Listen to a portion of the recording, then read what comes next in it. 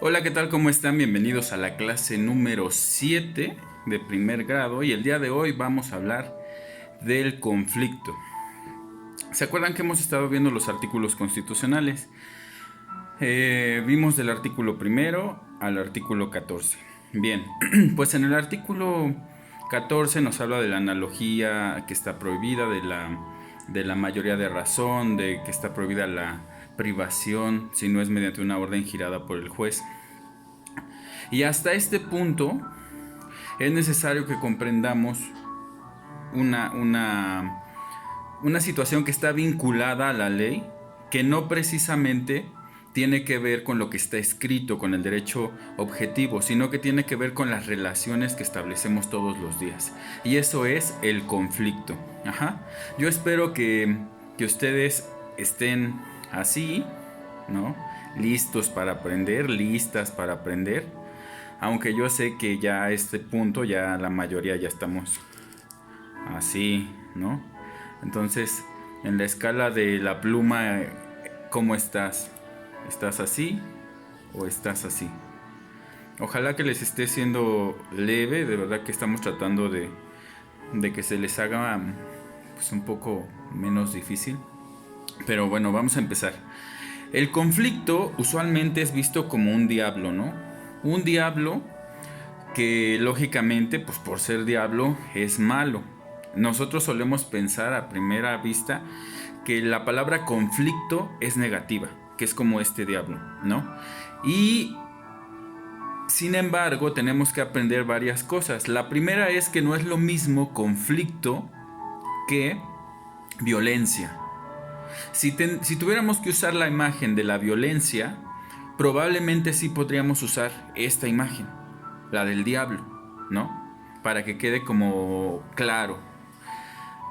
El conflicto es una diferencia de necesidades, es una posición, ¿sí? Es una posición en la que hay dos piezas que están en el tablero jalando cada uno hacia su propio deseo, hacia su propia necesidad. Ajá. Por ejemplo, aquí les presento a Lluvia. Lluvia es novia de Aguacero. ¿Qué onda, banda? Aguacero y Lluvia tienen un romance un poco tormentoso entre ellos. Bueno, ¿cuál es el asunto? Que ellos dos, cuando tienen un conflicto, piensan que el conflicto es el diablo, que es negativo. Entonces, ¿qué es lo que hacen cuando hay un conflicto? Ellos lo que hacen es evadirlo. Se van. Ajá. No lo platican, no lo dialogan. ¿Cómo lo evaden? Viendo la televisión, diciendo, ay, ahorita no quiero hablar, luego lo hablamos, ¿no? Y luego, empiezan a ejercer situaciones de violencia. Ahí sí aparece el diablo. Ahí sí. Ajá. ¿Cuáles son esas situaciones de violencia? Por ejemplo, dejarse en visto en el Facebook, mandarse indirectas, incluso subir imágenes que no están correctamente, ¿no? Que no han decidido ellos que dan permiso de que se suban a la red. Son formas de evadir el conflicto. En lugar de decir, oye, Lluvia, fíjate que a mí esto no me gusta. Oye, Aguacero, fíjate que a mí esto no me gusta. Dialogar, platicar entre ellos. No, lo que hacen es evadir. Y una vez que evaden, se pelean, se hacen cosas que sí son violencia. Aclaramos que esta sería la violencia. Ahorita vamos a ver qué sería el conflicto. Entonces ellos usan esta visión de la rosa. Ajá. De que si tú amas, por ejemplo, en el noviazgo, debes de aceptar la rosa con todo y espinas. Ajá, esa es una visión del conflicto. Que para amar hay que sufrir. Y que si tú amas a alguien lo vas a aguantar como es. Y entonces, pues ya si viene la rosa no hay de otra. Si es grosero, pues no importa. Pues así lo amo, así la amo. Entonces tengo que aguantar. Y eso es mentira, ¿sí? Esos disfraces solamente los tiene la violencia. La violencia se disfraza de una rosa con espinas. El conflicto no. El conflicto es una oportunidad de crecimiento. En el conflicto, estas personas que están en tensión se pueden conocer, se pueden mirar. Y entonces del conflicto pueden crecer, pueden aprender. Diríamos, en cierta forma, que el conflicto es un angelito. Ajá. Es el angelito que les va a ayudar a conocerse.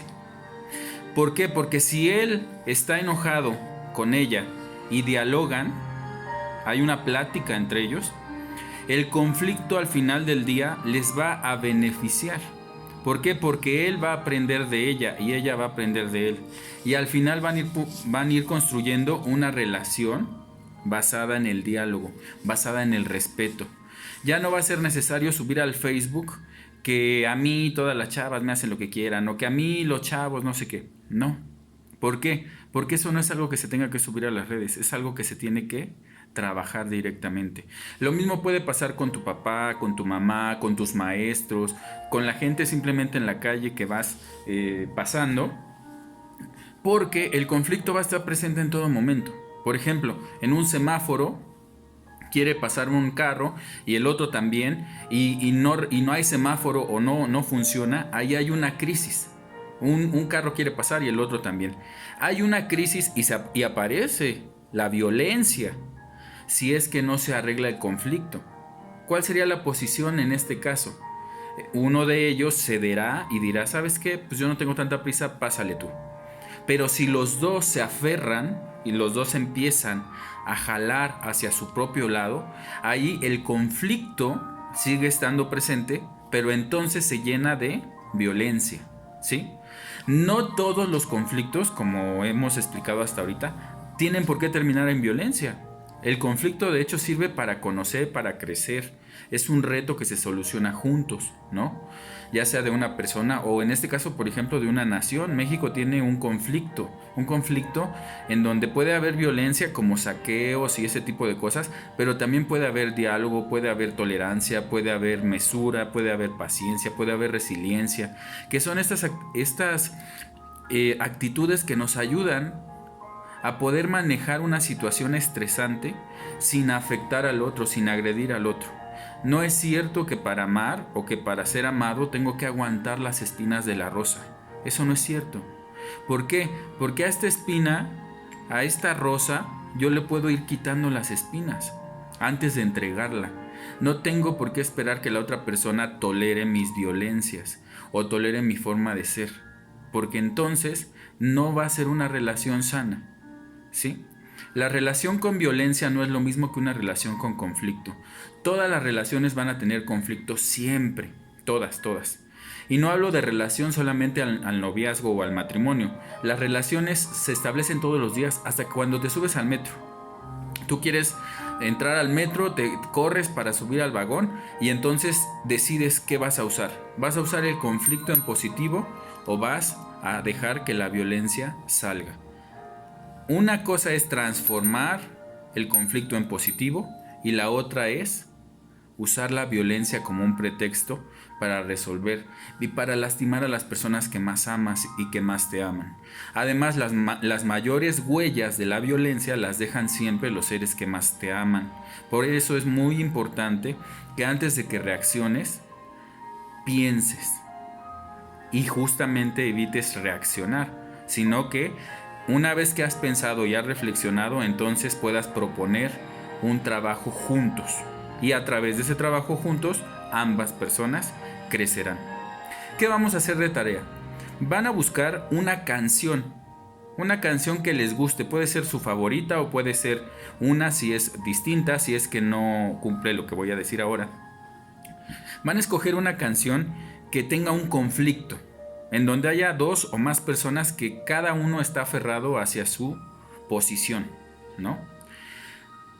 ¿Qué pasaría si en lugar de esa canción, no sé, que termina, por ejemplo, en una separación o que yo no te voy a llamar porque tú no me llamas, entonces mi orgullo puede más? ¿Qué pasaría si yo le cambio la letra a esa canción? Entonces van a modificar la letra de tal forma que si en la canción aparece la violencia, en mi versión de canción voy a hacer el conflicto como un aspecto de crecimiento. Los protagonistas van a crecer, ¿vale? Y entonces lo van a hacer en su cuaderno, la canción la van a escribir y nos vemos en la clase número 8. Si tienen dudas o hay alguna situación, déjenlas aquí abajo, ¿vale? Y entonces yo les estaré ahí respondiendo. Cuídense bien, por favor. Y reflexionemos, por favor, cuando hay un conflicto y evitemos que esta señora se ande presentando constantemente, aunque sea disfrazada de flor. ¿Ok? Esta fue información que cura.